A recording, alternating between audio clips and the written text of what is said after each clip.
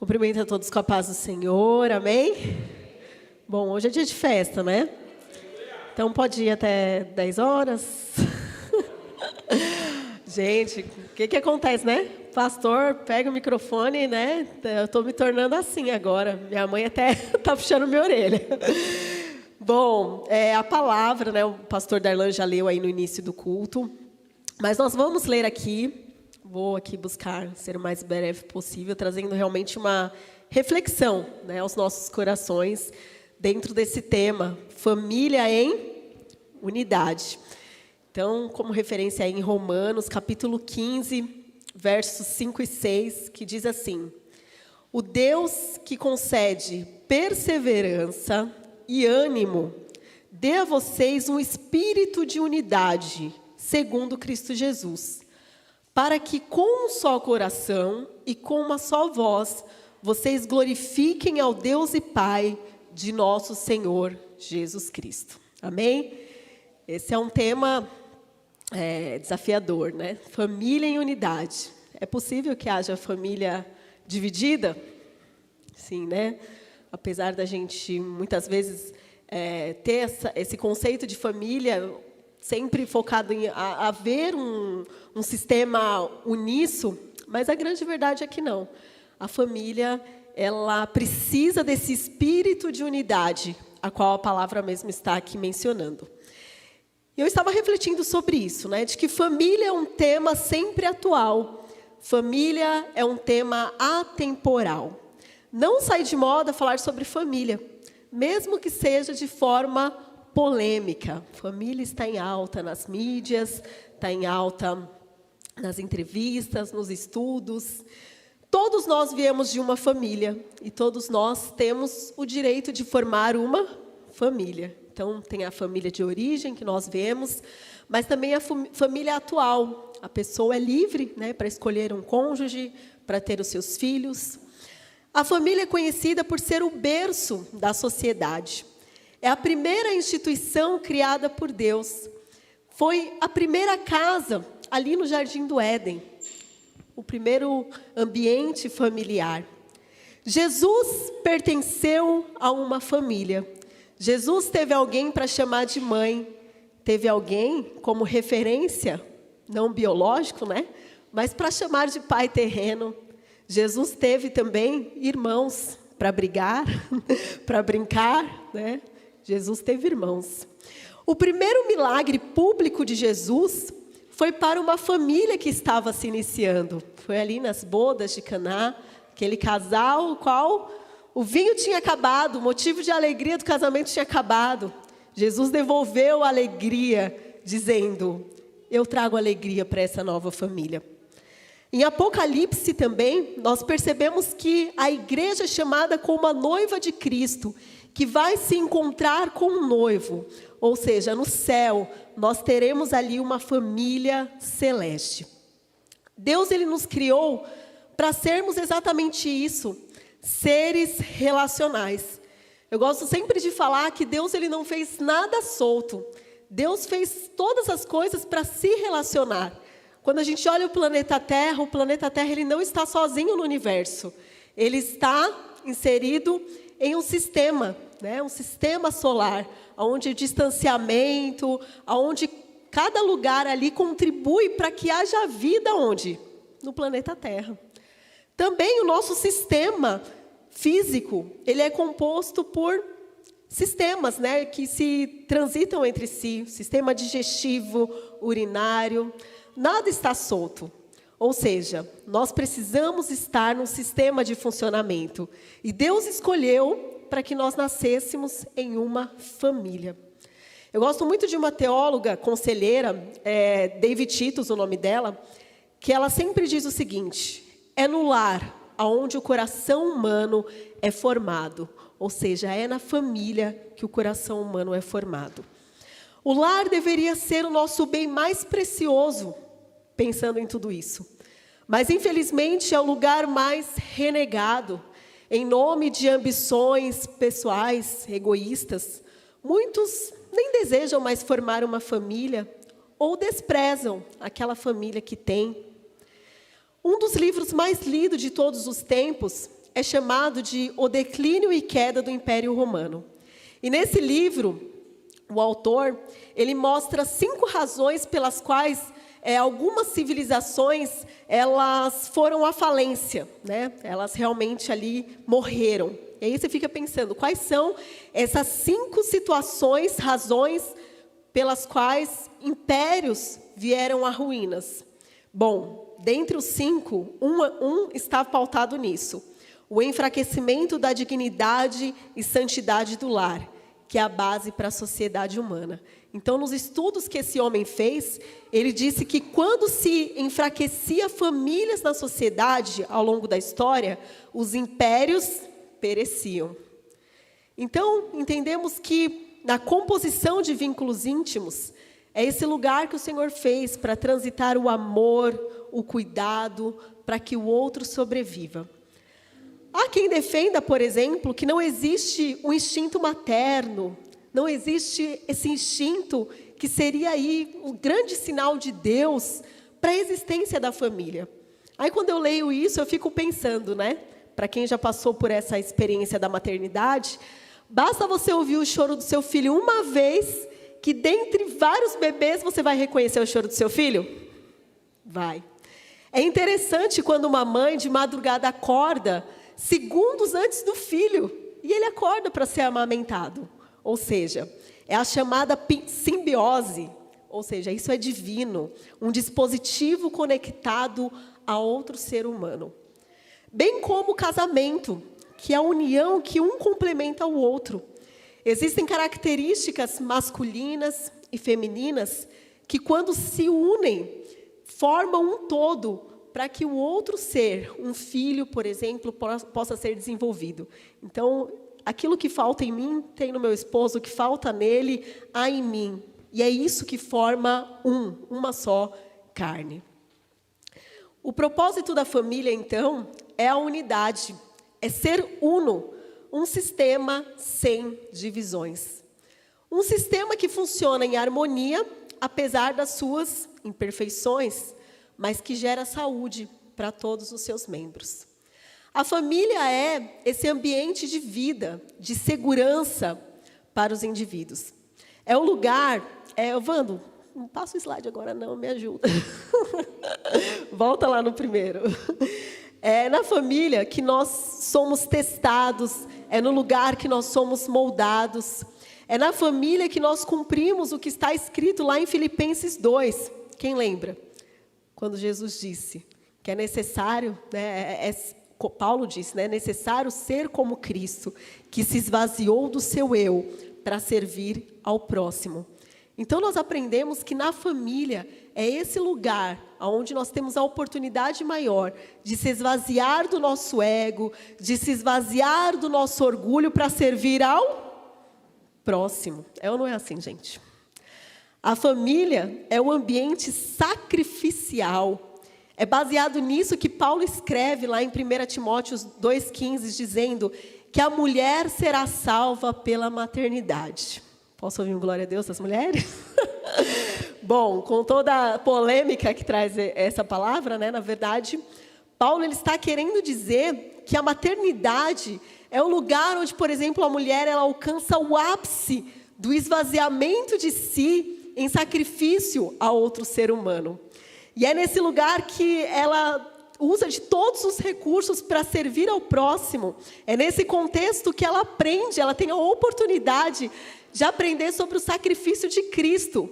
Então, é como se Paulo quisesse dizer, ela está mais perto de compreender a graça de Deus, de compreender a graça que há em Cristo Jesus, e assim viver a salvação. Bom, essa era uma das maiores aspirações, né, das mulheres judias. Então, elas realmente se dedicavam na maternidade para que o seu filho fosse salvo. Para o homem, foi dada a responsabilidade de ser o sacerdote do lar. Olha só, o representante de Deus na terra, na sua família.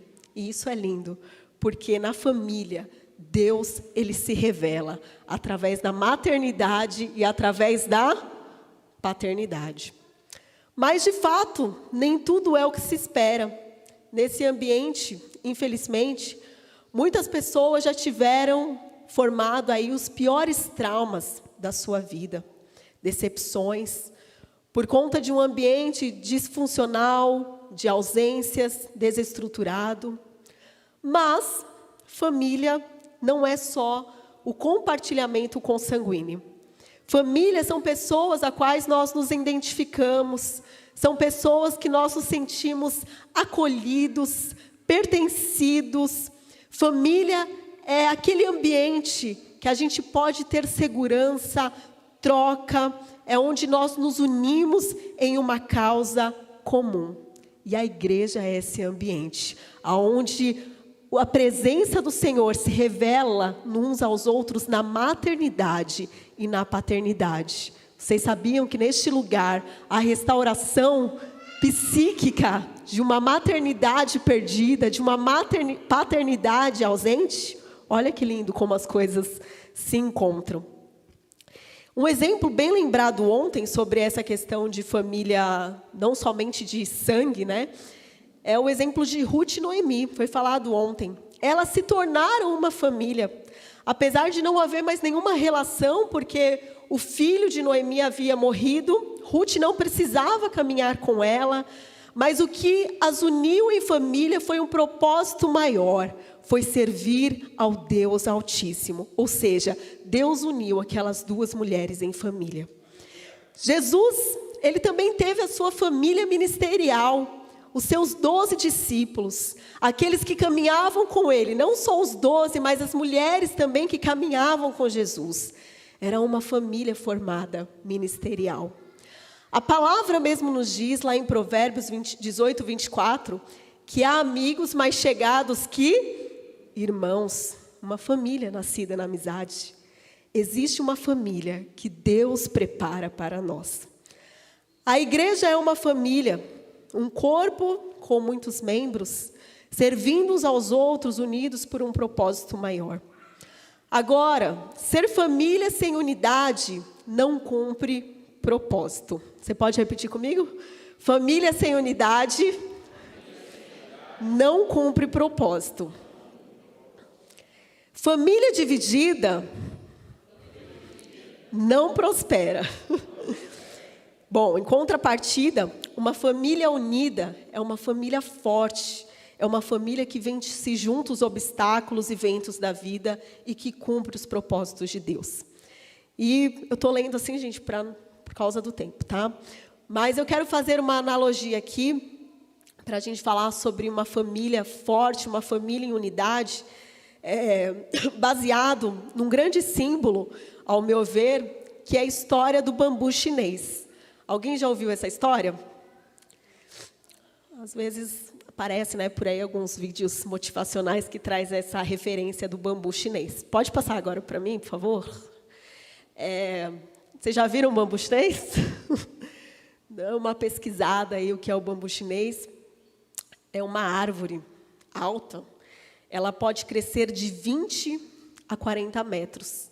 E ela realmente não é assim, volta isso. Ela não é uma árvore com um tronco grandão, né? Ela é um tronco fino em comparação a outras árvores. E apesar de todo o seu tamanho, dentre os ventos, as tempestades, ela tem um movimento e não cai. Diante de tantas tempestades, o bambu chinês ele está lá, firme e forte, enquanto outras árvores estão ali caindo, né, vindo ao chão. Obrigada. Então, o que acontece, né? Vamos estudar isso. Bom, por que o bambu chinês, tão alto, tão fino em comparação a outras árvores, consegue permanecer forte e seguro diante das tempestades? E aí vem toda a história do bambu chinês. Olha só. Apesar dele crescer de 20 até 40 metros, nos primeiros anos, depois de plantado, ninguém vê ele crescer. Demora em torno de 5, e alguns casos já aprovados, até 10 anos, sem que ninguém veja sequer sinal do bambu florescendo. Está ali, na terra. Apesar de ninguém ver o que está acontecendo, ele está crescendo para baixo. É possível crescer para baixo? Ele está fincando as suas raízes.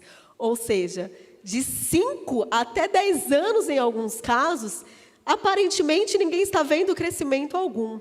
Mas as raízes estão sendo formadas, entrelaçadas entre si e se fortalecendo na terra. E com isso vai alcançando áreas profundas e distantes na terra. Então, aquele que planta ali o bambu chinês, ele precisa passar algum tempo sem enxergar qualquer tipo de sinal, mas ele precisa perseverar no cultivo, ou seja, exige paciência e perseverança. Ele vai acumulando, então, energia, para que quando ele crescer, ele avance e chegue ao seu propósito. Tudo isso acontecendo, ele vai conseguir suportar os ventos fortes, sem que as suas raízes sejam tiradas do chão. Com raízes fortes, o bambu chinês pode suportar ventos fortíssimos, e isso não vai afetar a sua sobrevivência. Ele se torna resistente pelas suas raízes, apesar de não ter um tronco grosso. Enquanto outras árvores mais fortes, basta um vendaval e vem ao chão. Por isso, o bambu chinês ele é rico em significados e aprendizados. Agora, trazendo isso, para a questão familiar, a gente vai entender, seja a família ministerial, seja aí a sua família de origem, seja a sua família atual. A gente pode pensar em outros exemplos de família, uma família empresarial, enfim, família, esse ajuntamento em um só propósito. Se nós queremos uma família unida e forte, que suporta vendavais sem cair, a gente vai rever alguns conceitos aqui. Pode passar aí o próximo slide? Aprendendo aí com o bambu chinês. Agora pode passar. Isso. Fala comigo. Paciência, perseverança, dedicação. O resultado é a unidade, as raízes ligadas à árvore, aquilo que está aparecendo. Eu pergunto, você tem paciência, perseverança e dedicação? Saber que você vai regar uma planta que vai demorar anos para aparecer? Para dar um resultado para você? Aparentemente sem crescimento algum? Eu admiro muito quem cuida de plantas, gente? Não é meu caso. Tem ali minha sogra que gosta bastante de plantas, Quem cuida de planta aqui? Tem que ter o quê? Paciência, ir lá, regar, conversar com a plantinha, Cuidar do adubo, da terra. Aquilo ali é uma terapia. E quando a gente pensa em relacionamentos, da mesma forma, Será que nós deixamos de cuidar quando não está crescendo ou quando não está aparecendo aquilo que nós gostaríamos que aparecesse? Muitas vezes acontece isso. Se eu não estou vendo o resultado, eu posso desanimar, eu posso desistir, seja de orar, seja de cuidar, seja de ensinar. Bom, aí a gente precisa ressignificar. A gente precisa pensar que muitas vezes o trabalho árduo, onde aparentemente não está tendo nenhum resultado, talvez o Senhor precise abrir os nossos olhos para que a gente possa enxergar as raízes daquilo que está sendo criado. O fincamento das raízes é um processo mesmo silencioso. Exige paciência, mas não é porque não está aparecendo que eu devo renegar o cuidado. E uma família, ela precisa de um cuidado diário. Como que é a sua paciência e a sua perseverança familiar?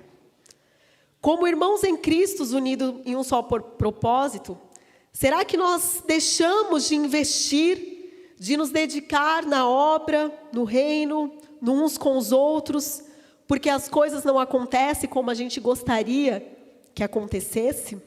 Ou em casa, será que eu estou desistindo porque as coisas não estão acontecendo da minha forma? O que você não está enxergando? Bom, se você tem vivido os propósitos de Deus, permanecendo perseverante e paciente, acredite, hoje o Senhor está dizendo, filho, filha, as raízes estão sendo geradas. O crescimento está acontecendo. O tempo em que nada está aparecendo é um tempo de crescimento em profundidade e sustentação. Se isso não ocorre, o crescimento ele vai se dar de uma forma disforme, de uma forma frágil. Bom, que Deus ele renove as nossas forças para cultivar as raízes das nossas famílias. Que Ele renove em você a paciência e a perseverança. Que o Senhor renove nas nossas vidas o desejo por cultivar, o desejo por cuidar uns dos outros. Mas, creia, chega o tempo em que as coisas florescem. E quando começar, vai de uma vez. A gente vê os resultados, o crescimento. A palavra diz, olha, Paulo plantou, Apolo regou, mas quem deu o crescimento? Deus. Às vezes esse tempo que Paulo trabalha é anos, o tempo que Apolo trabalha é anos também. Talvez os dois vão ir, e só quando eles forem que vai vir o crescimento. Mas vai acontecer na nossa família também. O Senhor dá o crescimento, o Senhor faz acontecer. Apenas cultive, faça a sua parte. Vale a pena acreditar no propósito e investir nele. Como eu disse, quando as raízes são profundas e fortes, isso proporciona, para o bambu flexibilidade. E aí os estudiosos aí da área, eles falam que é exatamente essa flexibilidade que o bambu tem, que torna ele forte diante dos vendavais. Olha que interessante. Agora, o oposto, uma árvore rígida, ela parece mais forte, mas diante do vendaval, ela cai. E dentro até da psicologia, a flexibilidade cognitiva, uma pessoa que tem uma flexibilidade mental, ela tem mais saúde do que uma pessoa rígida nos seus pensamentos. Por exemplo, uma família formada por rigidez é fadada, gente, à fragilidade, onde não há espaço para questionamento, onde não há espaço para escuta, onde não há espaço para respeitar o tempo de cada um, onde o que se exerce é o autoritarismo ao invés da autoridade, torna uma família o quê? Vulnerável, porque não tem troca, porque não tem escuta. Já perceberam que filhos, por exemplo, que fogem de casa, quando fica um pouquinho mais velho, é porque o ambiente era muito rígido, ou seja, não tinha flexibilidade de escuta, de conversa. E os estudos mostram isso para a gente. Pessoas, por exemplo, que têm uma rigidez cognitiva nos seus pensamentos, elas são as mais propensas a entrar em depressão, a sofrerem de ansiedade, porque elas sempre só buscam uma forma de pensar. Senão, elas falam assim, tudo ou nada, Ou é tudo ou é nada, ou é 8 ou é 80, preto ou branco. E a gente sabe que entre preto e branco existe uma cartela de nuances. Então, quando uma pessoa é muito rígida nos seus pensamentos, ela não consegue encontrar soluções, pensar em outras possibilidades. Ou seja, a rigidez condena o ser humano ao fracasso. A rigidez em uma família condena aquela família ao fracasso. E Deus nos ensina isso. Deus é absoluto, mas Ele não é absolutista. Ele mostra sentimentos. A palavra diz que o Senhor se arrependeu. Olha só, Deus se revelando, não que Ele se arrependeu por não ser onisciente, mas Ele se revela de uma forma para que nós entendamos que Ele pode mudar de formas de agir. Os princípios e valores, eles são inegociáveis, mas nós precisamos saber como aplicar esses princípios e valores. Ou seja, eu tenho uma filha de 5 e 8 anos. A forma como eu falo com um não é igual à forma que eu falo com o outro, né? A gente não precisa seguir os mesmos padrões, senão a gente não cresce, a gente se torna pequenos no nosso pensamento, e trazendo para a família, a gente não tem a flexibilidade de se reinventar, de mudar. Trazendo para a igreja, imagina se a ADZSul continuasse com a mesma forma de fazer tudo como há 10 anos atrás, como seria? A gente teve aí uma pandemia que nós precisamos o quê? Se reinventar de alguma forma. Olha a orquestra que nasceu, não é, gente? Olha os novos ministérios que ascenderam, os despertamentos. Se a gente só tem uma forma, a gente quebra, a gente se torna fraco. Famílias rígidas se tornam frágeis. Não há possibilidade de mudança de plano, não há tolerância. E aí, aqueles troncos aparentemente fortes, diante do primeiro vendaval, se desmancha. Eu te pergunto, como está a sua flexibilidade? No casamento, com os filhos, no um com o outro, no nosso modo de ser. A flexibilidade é que nos ajuda a nos manter firmes e a nos manter no propósito. O outro ponto importante é se lembrar que a família em unidade, ela tem uma autoridade exercida. Sem referência de autoridade, sem submissão, não há crescimento, mas há divisão. Muitos lares, por exemplo, já se desintegraram porque o líder abandonou o barco, ou os liderados não se submetem à liderança. Jesus chamou 12. Realmente o quê? Traiu o Senhor. Mas 11 foram treinados, ouviram o mestre, apesar das suas falhas, apesar das suas imperfeições. E Jesus ali com eles perdoou, eles aprenderam, eles cresceram, e futuramente esses 11 se tornaram grandes mestres de outros. Jesus assumiu a liderança de 12, um número pequeno, mas que foi bem investido. A partir do testemunho deles, o mundo foi alcançado. Você é a autoridade do seu lar. Você é a autoridade sobre o seu filho. Você é a autoridade sobre a sua casa. Você é a autoridade no seu trabalho, espiritualmente falando. Nós temos uma autoridade como comunidade cristã. E esse é o recado do céu. Assuma sua posição como líder do seu lar. Você é responsável por guiar, por instruir, e isso dá trabalho. Muitas vezes aparece como não ter resultado, mas se você está seguindo os comandos de Deus, o Senhor está dizendo, filho, está crescendo as raízes.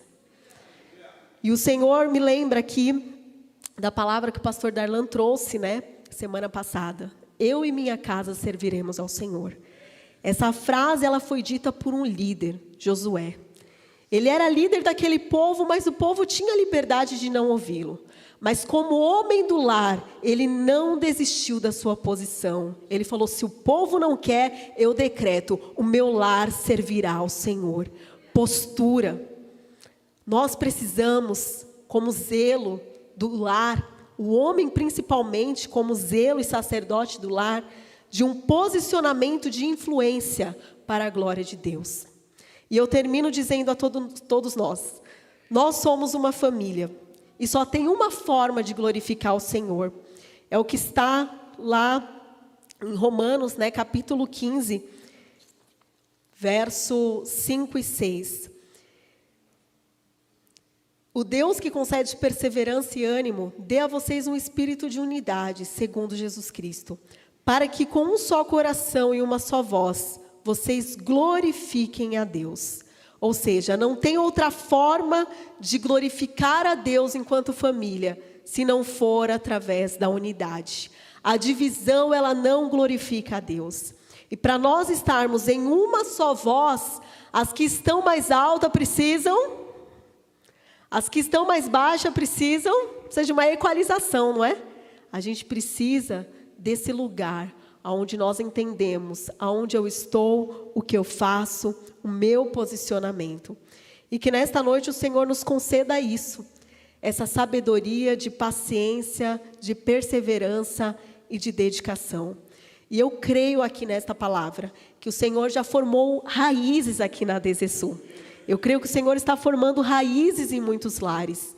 E quando o tempo de crescimento ele vem, é muito importante que a gente tenha uma história de raízes. Porque essa história que nos dá base para diante dos vendavais, que muitos virão aí, a gente possa, até dar aquela balançada aqui, mas essa balançada não é para cair, é de flexibilidade, é para que se mantenha firme. E eu creio que nesta noite, o Senhor ele está renovando em nós um espírito de unidade, que o Senhor conceda paciência a mim e a você, que o Senhor conceda perseverança, que o Senhor conceda dedicação na sua família de origem, na sua família atual, na família como igreja do Senhor, porque uma coisa é certa, o resultado será a unidade. Amém? Fecha os teus olhos. Senhor, eu te agradeço, meu Deus, por esta palavra, Pai, por esta reflexão. Nós lembramos aqui das palavras de Paulo, Senhor. Ele orou ali por aqueles irmãos, e esta mesma oração, Senhor, no nome de Jesus eu faço por nós. Que o espírito de unidade nos conceda, Senhor, este vínculo, esse vínculo, Senhor, verdadeiro, para que em uma só voz, em um só coração, nós venhamos glorificar o Teu santo nome, Pai. Eu peço para que cada família, Senhor, cada vida aqui representada por uma família, essa pessoa possa ir para o seu lar, renovada, Senhor, no seu entendimento. Que haja paciência, Senhor, neste coração. Que haja sabedoria, perseverança, Senhor. Que haja, meu Deus, um coração realmente disposto a esperar o tempo dos processos para aparecer aquilo que muitas vezes no nosso imediatismo nós queremos ver acontecer. Eu peço, meu Deus, para que haja família, Senhor, aqui, que tem raízes, que tem firmeza, Senhor, para que diante das tempestades, elas não venham, Senhor, se desmanchar, mas elas possam permanecer firmes, Senhor, constante e que glorifique o Teu santo nome, Pai. É o que nós te pedimos, te agradecemos, em nome de Jesus. Amém. Que Deus abençoe os irmãos.